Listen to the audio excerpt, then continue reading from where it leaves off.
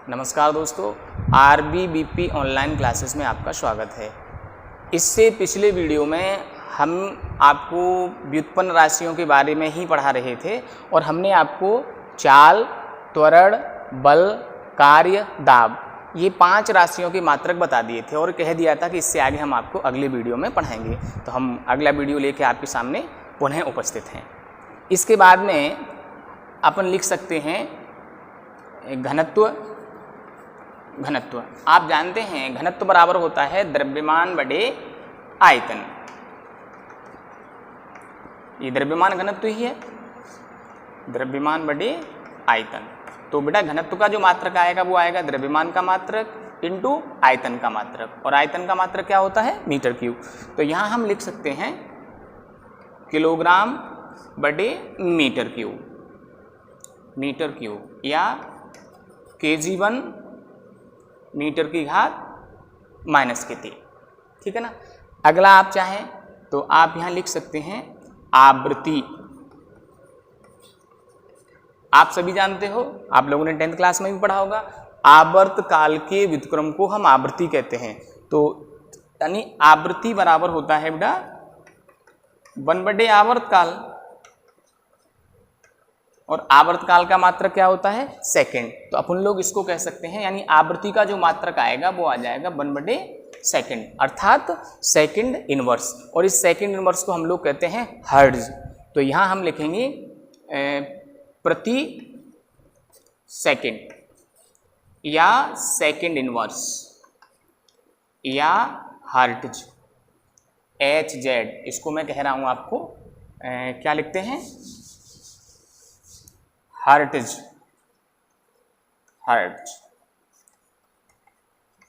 ठीक है ना। ये आपने लिखे होंगे। अगला जगह है, मैं यहाँ एक और लिख देता हूँ बेटा, कोणीय आवृत्ति।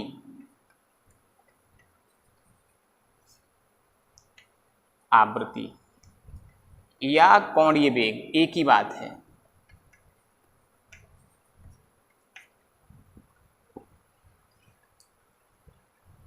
इसका मात्रक भी आवृत्ति के मात्रक के समान ही आता है, क्योंकि आगे मैं आपको डेरिवेशन भी कराऊंगा। कोणीय वेग ओमेगा बराबर होता है 2π/t। घूर्णन गति करते हुए किसी भी कण द्वारा 1 सेकंड में तय किया गया कोण, और एक चक्कर में कितना कोण बनता है? 2π। और एक चक्कर में लगा समय कितना होता है? T, यानी आवर्तकाल के बराबर। तभी तो कहते हैं T समय में तय किया गया कोण हो गया 2π। 1 सेकंड में तय किया गया कोण कितना होगा? 2π/t। तो 2π का मात्रक क्या है आपका? यहाँ आप लोगों ने पढ़ा है, कौन है? रेडियन, और इसको कह देंगे सेकंड। तो रेडियन बटे सेकंड यहाँ लिख देंगे, रेडियन बटे सेकंड या RAD, रेडियन पर सेकंड कह देंगे। ठीक। इसके बाद में आप लोग लिखें बलाघूर्ण। ठीक। रेखीय संवेग, आवेग। तो मैं लिख देता हूं यहां इनको भी। देखिए नेक्स्ट मैंने लिख दिया आवेग, संवेग का लिखो पहले।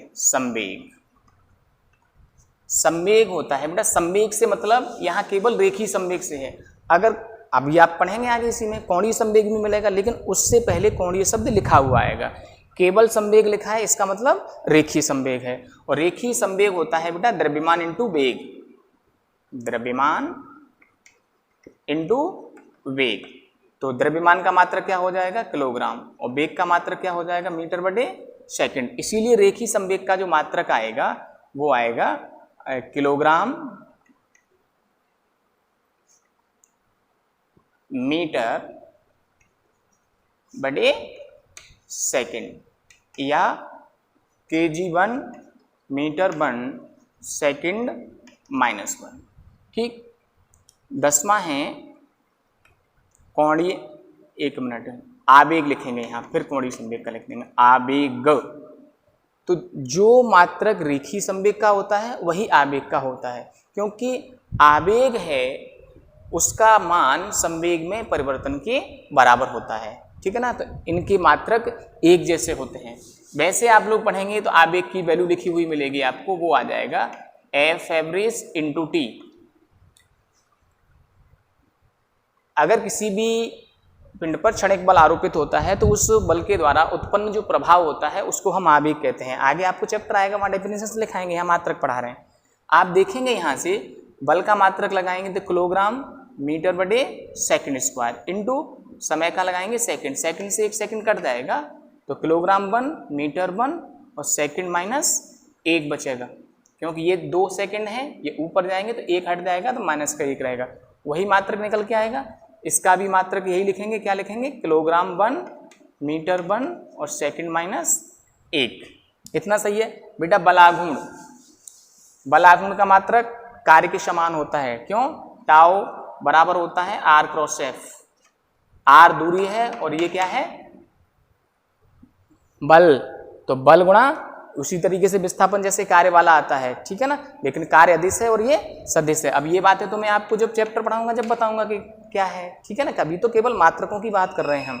तो इसका मात्रक वही आता है जो कार्य का आता है, बल आघूर्ण। बल आघूर्ण का मात्रक भी कितना आएगा बेटा, किलोग्राम 1 मीटर स्क्वायर और सेकंड माइनस 2 निकल के आएगा।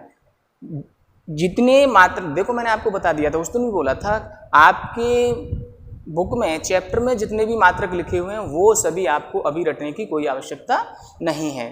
जितने हमें इस चैप्टर में यूज़ करने हैं ये 10-11 मैंने आपको लिखा दिए हैं, इनको आप नोट कर लेंगे और इनको आप लर्न भी कर लेंगे, क्योंकि इन्हीं की सहायता से हम आगे आपको पढ़ा देंगे। अब आप कहेंगे तो सर वो सब कब याद करना है, मैंने आपको उस दिन भी बताया था, जैसे जैसे हम लोग आगे पढ़ते चलेंगे वैसे वैसे वो हमें सब याद हो जाएंगे, ठीक है ना। तो ये हो गई आपके व्युत्पन्न मात्रक, ठीक। और इसके बाद में है, मैंने बताया था कि मूल मात्रकों के अतिरिक्त 2 मात्रक हैं जिन्हें हम मूल मात्रकों की भांति उपयोग करते हैं, लेकिन वो मूल मात्रक नहीं होते हैं, उन्हें हम पूरक मूल मात्रक कहते हैं। ये कौन से हैं, तो पूरक मूल मात्रक,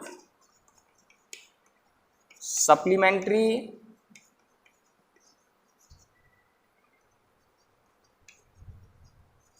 फंडामेंटल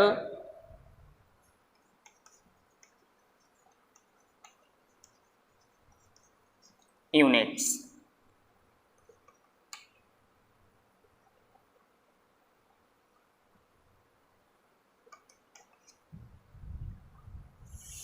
दो हैं आपके, यानी ये तो राशि है और इधर होगा मात्रक। पहला बताया था हमने आपको कोण, और इसका मात्रक है वो है रेडियन, और दूसरा आता है बेटा घन कोण, इसका मात्रक आता है स्टे रेडियन, ठीक है ना। ये दोनों राशियां हैं वो पूरक मूल राशियां हैं, क्योंकि मूल राशियां नहीं हैं लेकिन इनका उपयोग हम मूल राशियों की भांति ही करते हैं, ठीक। ये कोण का मात्रक, कोण माने समतल कोण, जो 2 किरणों के झुकाव के मध्य में बनता है, इसे हम समतल कोण भी कहते हैं, समतल कोण। और इसको कहते हैं ठोस कोण, सॉलिड एंगल, ठीक। इतना आपने पढ़ लिया है। इसके बाद मैंने अभी आपको मात्रक बता दिए। मात्रक आप लोगों ने देखा होगा, मैंने तो अभी बताया था आपको कि दूर लंबाई का मात्रक क्या होता है, मीटर, लेकिन आप कहेंगे कि सर हमने तो सेंटीमीटर भी पढ़ा है, ठीक है ना। तो माप तोल के मात्रकों की पद्धतियां हैं, वो कौन सी हैं हम आपको पढ़ा देते हैं, ठीक। अब देखेंगे आप आगे माप तोल के मात्रकों की पद्धतियां, माप तोल के मात्रकों की पद्धतियां।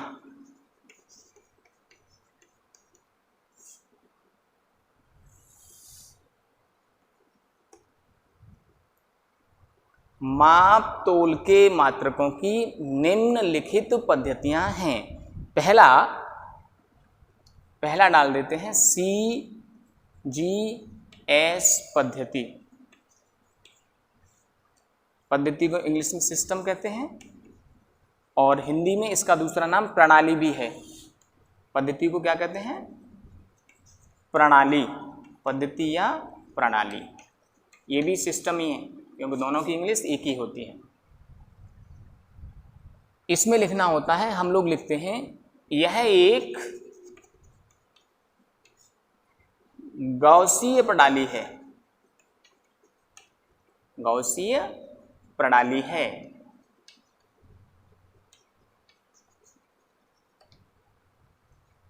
इस प्रणाली में लंबाई का मात्रक सेंटीमीटर, द्रव्यमान का मात्रक ग्राम और समय का मात्रक सेकंड लिया जाता है। ठीक, इतना तो आपको प्रॉपर भाषा में लिखना है। अब आप कहें कि माप तोल के मात्रकों की वह पद्धति जिसमें लंबाई का मात्रक सेंटीमीटर, द्रव्यमान का मात्रक ग्राम तथा समय का मात्रक सेकंड लिया जाता है, उसे हम CGS पद्धति कहते हैं। यह एक गौसीय प्रणाली है। ठीक है ना। इसके बाद में दूसरा आता है MKS पद्धति, MKS सिस्टम।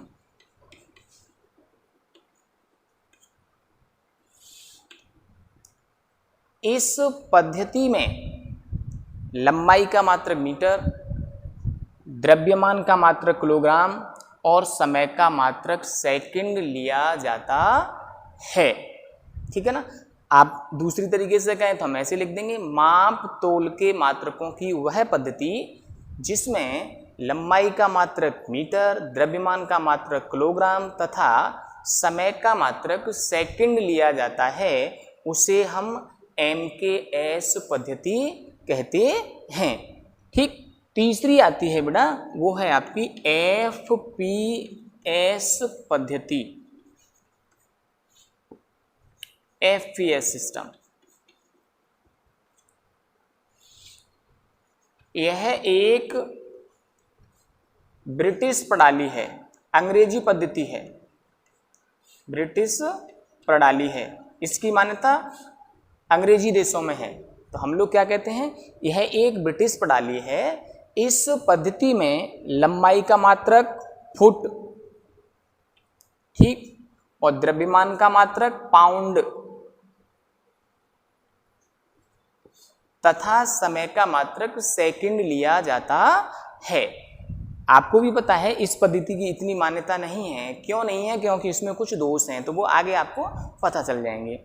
यानी माप तोल के मात्रकों की वह पद्धति जिसमें लंबाई का मात्रक फुट, द्रव्यमान का मात्रक पाउंड तथा समय का मात्रक सेकंड लेते हैं, उसे हम FPS पद्धति कहते हैं। यह एक अंग्रेजी पद्धति है, यानी यह एक ब्रिटिश प्रणाली है। ठीक है ना। इसके बाद में जो भी है वो हम आपको बताते हैं कि नोड पॉइंट है जो हमारा CGS पद्धति और MKS पद्धति हैं। ठीक है ना।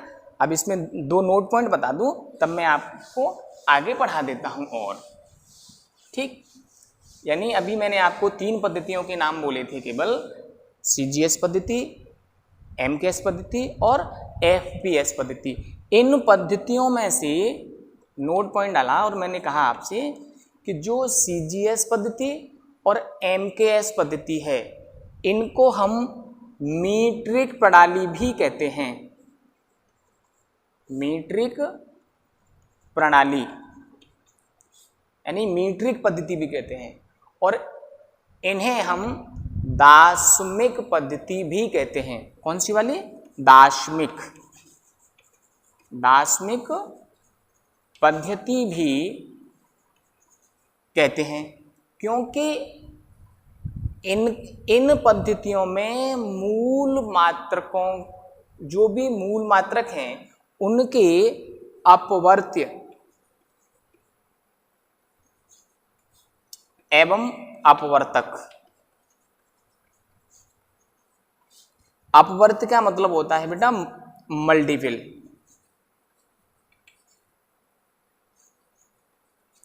और अपवर्तक का है सब मल्टीपल्स।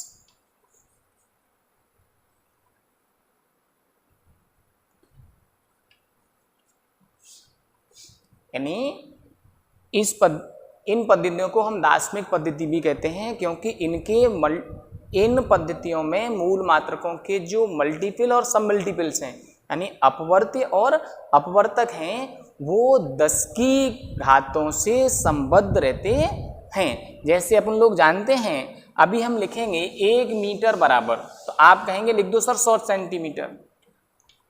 1 मीटर इक्वल टू लिख दो 100 सेंटीमीटर। तो इसका मतलब क्या है, 1 metre is equal to 10⁻² centimetre.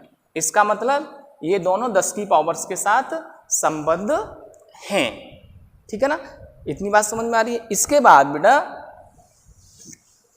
एक जनरल कॉन्फ्रेंस हुई सन 1971 में। उसमें माप तौल के मात्रकों को अंतरराष्ट्रीय स्तर पर मान्यता प्रदान की गई। ठीक है ना, उस समय एसआई पद्धति को प्रमाणित किया गया। तो जो चौथी पद्धति आपकी आती है वो आती है बेटा एसआई पद्धति। इसको कहा जाता है international system of unit. International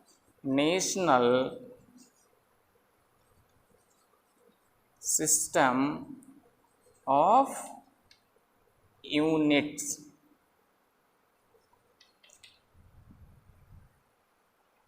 सन 1971 में तोल तथा माप की एक सामान्य गोष्ठी यानी जनरल कॉन्फ्रेंस में मात्रकों को अंतरराष्ट्रीय स्तर पर मान्यता प्रदान की गई।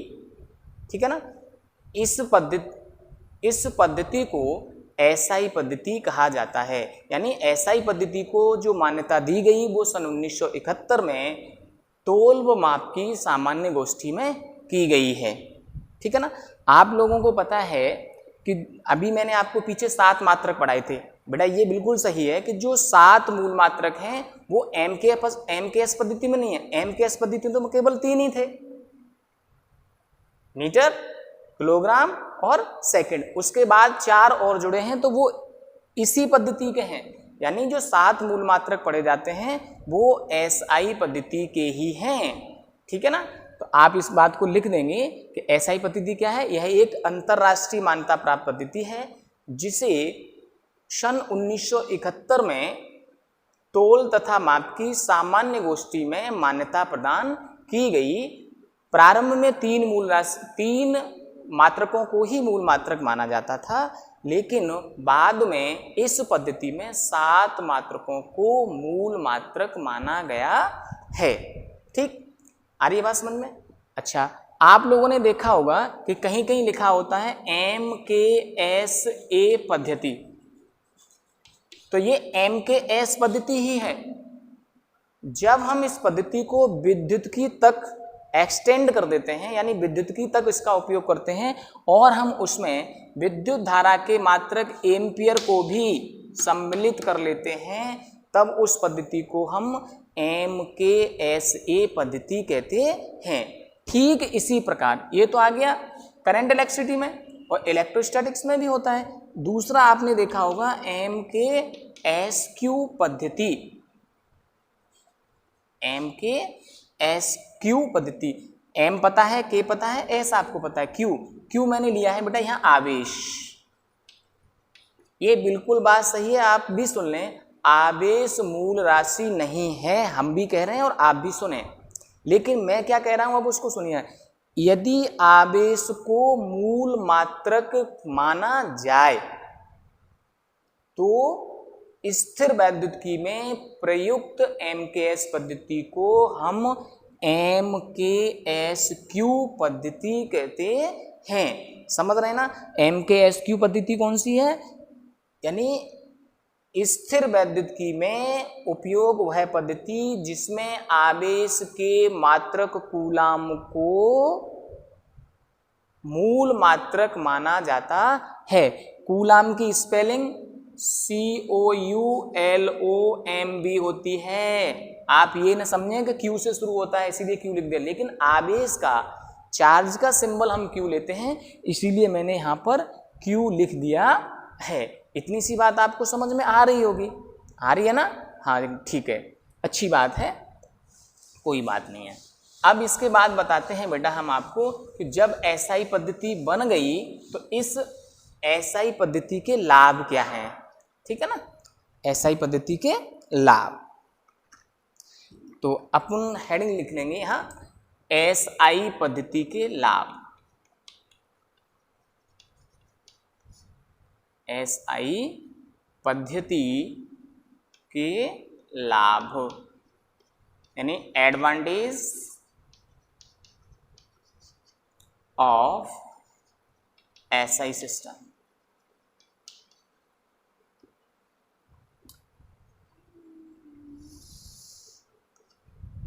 पहला है बेटा, यह एक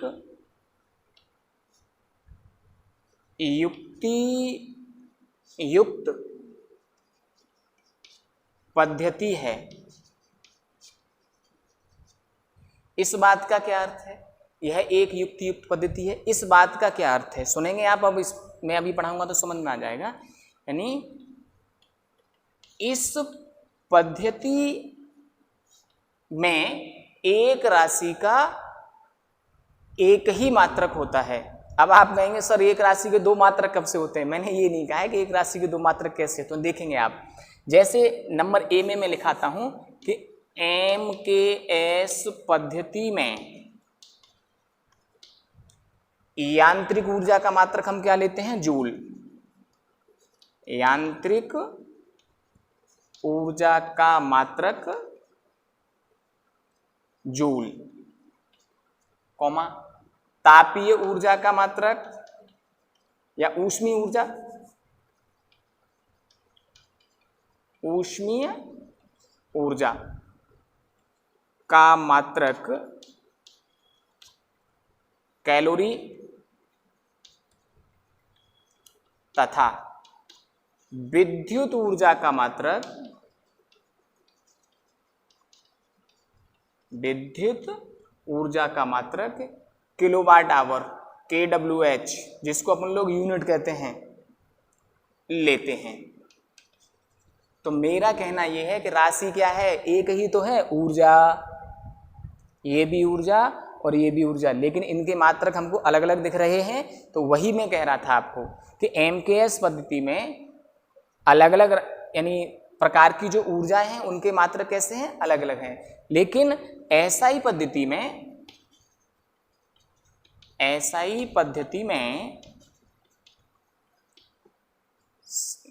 ऊर्जा का मात्रक केवल जूल लेते हैं। क्या लेते हैं बेटा, केवल जूल लेते हैं, ठीक है ना। दूसरा उदाहरण भी है मेरे पास, इसी में दूसरा भी लिख सकते हैं आप। जैसे MKS पद्धति में ताप का मात्रक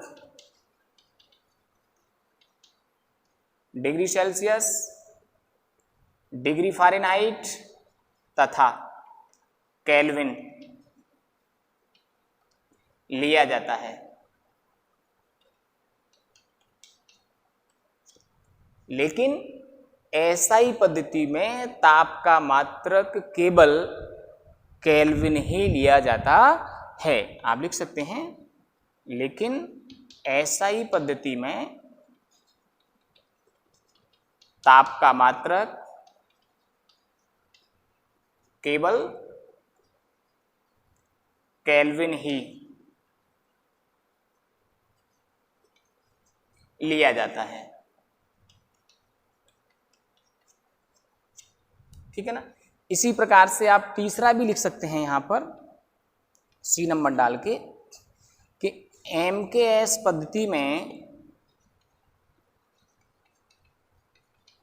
दाब के मात्रक पास्कल, वायुमंडलीय दाब ATM, वायुमंडलीय दाब कहते हो ना ATM, तथा किलोग्राम और बड़े मीटर इंटू सेकेंड लिए जाते हैं। चलो लिख ही देते हैं, लिए जाते हैं। लेकिन SI पद्धति में दाब का मात्रक केवल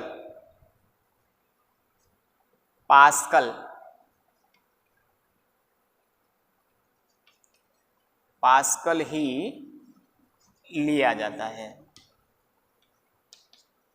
तो इन उदाहरणों के आधार पर मैंने आपको समझाया है कि एक युक्तियुक्त पद्धति क्या है। इसका मतलब विभिन्न राशियों के जो मात्रक हैं MKS पद्धति में अलग अलग, एक ही राशि के मात्रक MKS पद्धति में अलग अलग हो जाते हैं, लेकिन SI पद्धति में मात्रक केवल एक ही होता है। मैंने आपको 3 उदाहरण बताए हैं। ये पहला पॉइंट था आपका, ठीक है ना। दूसरा पॉइंट है कि SI पद्धति के जो मात्रक हैं वो निरपेक्ष होते हैं। आप यहाँ लिखेंगे, दूसरा पॉइंट डाल के मैं लिख दूंगा कि SI पद्धति के मात्रक होते हैं वो क्या होते हैं बेटा, निरपेक्ष होते हैं।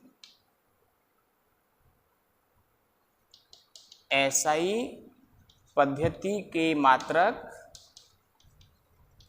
निरपेक्ष होते हैं, एब्सोल्यूट। आपने देखा था सभी एक राशि से दूसरी राशि पे डिपेंड कहाँ कर रहे थे, नहीं कर रहे थे ना। एक राशि का एक ही मात्रक होता है, इसका मतलब होता है निरपेक्ष। एक राशि के 2 मात्रक नहीं होते, समझ रहे ना। तीसरा पॉइंट आता है, यह एक दार्शनिक पद्धति है। मैंने आपको पीछे बता भी दिया था। दार्शनिक का मतलब क्या था कि जिसमें जो मूल मात्रक होते हैं वो 10 की पावर्स में रिलेटेड रहते हैं, 10 की घातों से संबंध रहते हैं। यानी SI पद्धति में जो मूल मात्रक हैं वो प्रायोगिक मात्रकों के साथ 10 की घात में संबद्ध रहते हैं, ठीक है ना। इसके बाद में चौथा आता है बेटा, यह एक संबद्ध पद्धति है, संबंध पद्धति है। इस बात का क्या अर्थ है, इसका अर्थ है कि SI पद्धति में विभिन्न मात्रकों को मूल मात्रकों के गुणा तथा भाग द्वारा ही प्राप्त किया जा सकता है। यानी केवल मूल मात्रकों के गुणा और भाग से ही प्राप्त कर सकते हैं, ठीक है ना। अब आपके मन में आ रहा होगा कि सर जोड़ और घटा क्यों नहीं सकते, क्योंकि आगे अभी हम आपको विमा पढ़ाएंगे तो उसमें स्पष्ट करेंगे कि एक समान राशियों को ही जोड़ा जा सकता है अथवा घटाया जा सकता है, लेकिन अलग अलग राशियों का हम गुणा भाग तो कर सकते हैं, ठीक है ना। इतनी सी बात समझ में आ रही है। अब कोई ज्यादा दिमाग मत लगाना क्या सर हम सदिश का सदिश में भाग दे सकते हैं। सदिश में दिशा है, एक दिशा में दूसरी दिशा का हम भाग देते हैं तो हमें नई दिशा प्राप्त नहीं होती है, ठीक है ना। जितना आपको पढ़ा रहे हैं उतना सुने, ओके। अगर आपको आगे आगे जैसे चलते चलेंगे हम सब बताते चलेंगे, ठीक। पांचवा है बेटा, यह एक अंतरराष्ट्रीय पद्धति है। यानी SI पद्धति के जो मात्रक हैं वो अंतरराष्ट्रीय स्तर पर मान्य हैं। इतनी सी बात समझ में आ रही है ना सभी को, ठीक है ना। तो मैंने आपको व्युत्पन्न मात्रकों के बारे में बताया, मूल मात्रकों के बारे में बताया और मात्रक की पद्धतियों के बारे में भी बता दिया। इसके आगे हम आपको पढ़ाएंगे बेटा विमा, और वो विमा पढ़ाएंगे अगले वीडियो में। धन्यवाद।